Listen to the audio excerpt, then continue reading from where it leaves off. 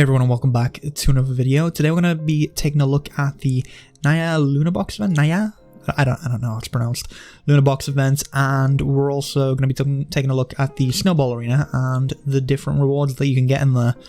But I'll do that towards the end. I have done a video on the Snowball Arena last year, but I figure I'll go over it again so you guys can see the rewards and get an idea of what it's all about. And we'll briefly go over the Nayah Luna boxes as well, because there's not a ton to show with them, but it's important to know because you can get gold by doing arenas through this. So for the Nayah Luna gold box event, there's several things you can do to actually earn these boxes in game. There is the free-for-all arena, which you can earn a medium box by placing first to third, and that's usually where you gain points in the arena. If you guys want to know how to do the free-for-all arena, this was actually one of the first videos I ever did on the channel. There is some issues with the free-for-all arena that I won't really highlight in this video, just because I don't want to give people any ideas. But yeah, you may come across some of those issues when you do play this arena, but I do enjoy the arena. It's a fun time, and if you want to know, the timing on certain mob spawning and then stuff, go check out that previous video that I did, because I go over it all there. The blue and the green don't spawn until 13 minutes. So for the most part, we just want to wait around, steal kills. So yeah, you get the medium Luna box for coming first to third, so, that's nice. For 4th to 12th, you'll get a small box anyway, so just for participating, because there's only 12 in the arena, as far as I remember. It's been a little while. And then you can also do the drill camp arena, which means I'll actually have to do this arena. I'll have to actually do arenas. I've not done arenas in a while. But yeah, I barely used to do the drill camp arena. It's more of a team-based arena, so it's a 5v5, and there's a lot going on in there. You probably want to go in with a group if you want to win, and if you manage to win, you get the medium box. If you lose or draw, you'll get a small, so there you go. And then there's Halcyona, the Golden Plains battle, which you probably all know at this point. You need 4k gear score to get in, if you're not aware, and this is just in the instance menu along with the other arenas. And you can get it says you can get a large for winning, but actually in game it says you get a medium.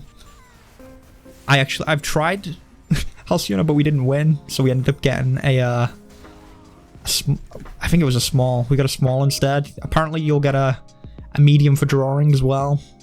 So I don't know if you win, you actually get a large. According to this, you do, so chances are you will. Now, there's a few other instance rewards that you can get, so if you do the Red Dragon, which I do have a video on, that was, again, one of the first videos I ever did. Oh, okay, so we're gonna get lifted into the air, and he's just gonna slam us down.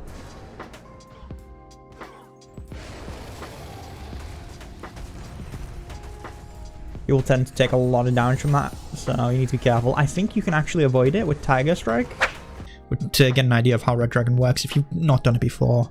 I mean, a lot of you probably do it, whenever it's available anyway. But yeah, you'll get a large Luna box, which gives you a bigger gold reward. There's Kadum, Kadum. Still can't pronounce anything. And then there's Orien in the Ipnysh Sanctuary, so, if you're a lower gear score player, you're probably not going to be doing that one. But all of those will give you a large Luna box. Now, you can also get a medium one for defeating the Heart of Ayanad in the Abyssal Library. Again, if you're a lower gear score, you're probably not going to be able to get to do the heart, but that's really good. It means you can get some extra gold from doing Abyssal Library. And then you can also get a small Luna box from slaying either Sirothe or Dahuta in Seared Round Love, or I assume both. I don't know why it says all. But yeah, you can get a small box from doing both of those. Now, the large Luna boxes do come with the caveat that only one person will get the large Luna box after defeating the bosses, because the gold reward it's not even that large actually, but only one person gets it. I guess they don't want to just throw out influx of gold out there, but I mean, they already flew an influx of mythics out there, mythic infusions out there, so I don't know. So yeah, the respective amounts of gold that you can get in the small is, you can get up to 100. I mean, in mine I got like 20, I think, when I actually opened it, so it's just like opening a fortune box for me. The medium offers up to 200, and the large can go all the way up to 400, but of course, it's all RNG, so just pray to RNGesus for this one. Alright, and then we come to the Snowball Arena, and I've done a video on this in the past, but I think they may have changed the rewards, or they may have mixed the rewards in with the last event. I don't remember exactly what the last one was. So I'll show a little bit of gameplay off of this and let you know a little bit how it works, and then we'll go over the rewards. Alright, so for the snowball events, the one thing you're going to need to know is you're going to need to pick up one of the quests over in your capital city. So we have the snowball collector over here. Then we'll pick up both of these quests. And then you should have those, which is collect free snowballs, which is either 3 losses or, you know, a couple of wins. So we're going to grab those.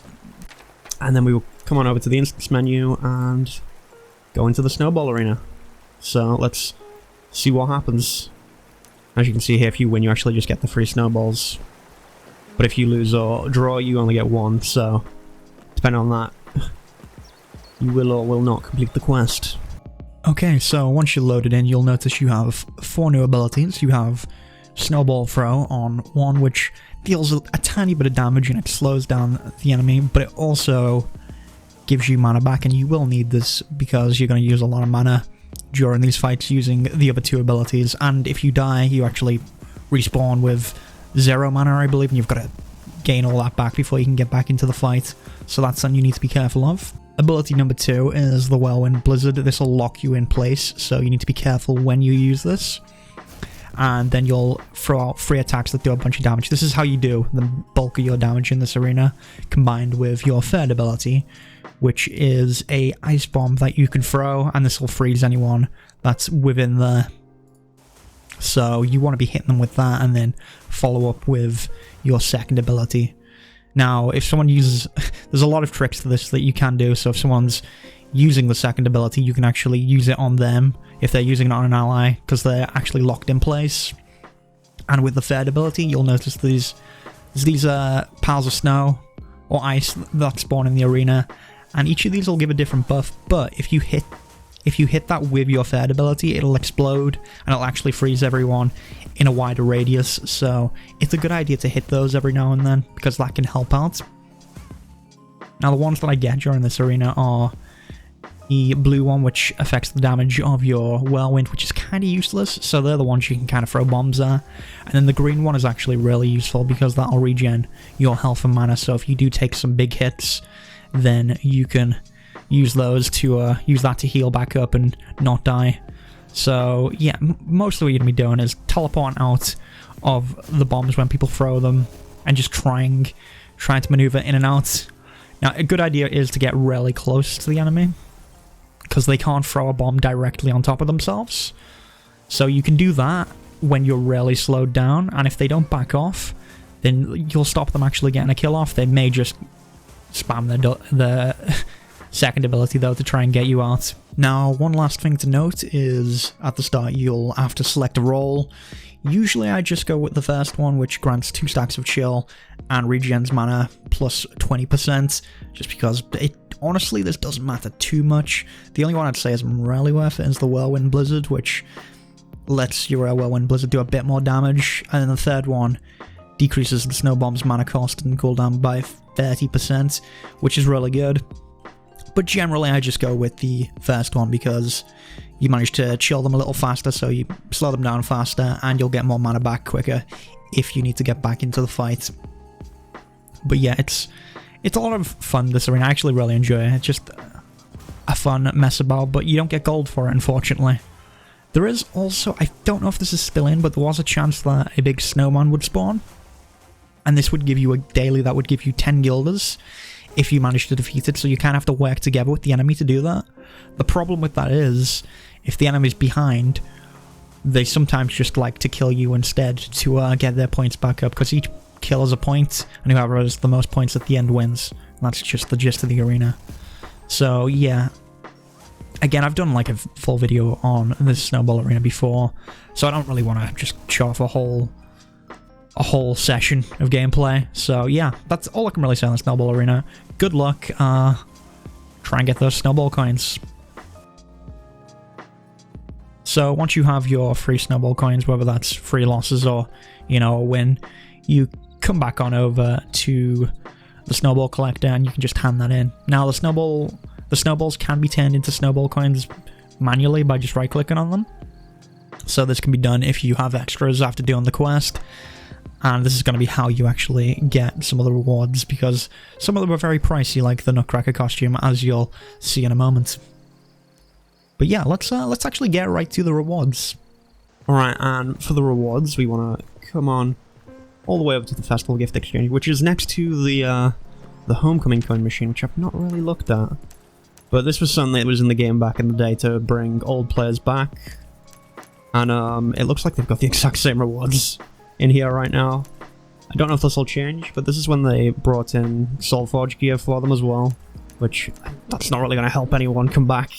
So I don't know what they're going to do. We'll see what happens with this. Anyway, the rewards. So we want to come on over to the Snowball Arena, and here we have snowball coins, which we're going to be getting, and there's the glowing candy cane weapon, which you can, you know, select one of 13 weapon images.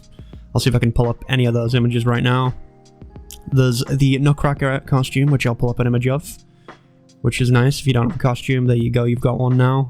Well, you do need to get 150 snowball coins, which is a lot. That one's going to be hard to get. And then there's the Snow Thief Part 1 and the Snow Thief Part 2. I believe I have both of these books, so if you're wondering if there's a quest involved in these, I don't believe they were worth it, even if there was a quest. I don't remember there being a quest, but these are not worth to pick up unless you really want the books in your house. Then there's the Frozen Snowflower Pipe, which is a little instrument that you can play. And apparently, it sounds like falling snowflakes when playing. I don't know what that sounds like. I don't think I'll be able to get a clip of that. But that's interesting. And then you've got a decorative version of that, which you can hang on your wall. And then you can also get bound lucky elixirs if you don't really care about any of this. But yeah, that's all you can get for rewards, at least. So the big ones are like the glowing candy cane weapon and the nutcracker costume. And the frozen snowflower pipe if you really want that. The Snow Thief Part 1 and 2, I don't think there's any point getting. They may have achievements tied to that now, so let me briefly take a look at that. So the only real achievements that you can get is winning 1, 7, and 15 times, and then losing the same amount of times. And then there's one to use the Blizzard skill 20, the Blizzard skill 20 times. And then one to defeat 10 opponents, 1 for 20, and then using the Snow Bomb skill 20 times as well. And they're the only achievements. And for this arena, you have until February 11th to get the rewards that you want, so get on it. And for the gold arena events, you have until the 14th of February, so got like a month to get through this, so start grinding those arenas now, farm your gold and get to it. But yeah, that is it for this video. Thank you for watching. Like, comment, subscribe, all the usual jazz, YouTube jazz, and check me out on Twitch as well, because I'm gonna be streaming back on there very soon, hopefully. Alright, thanks for watching.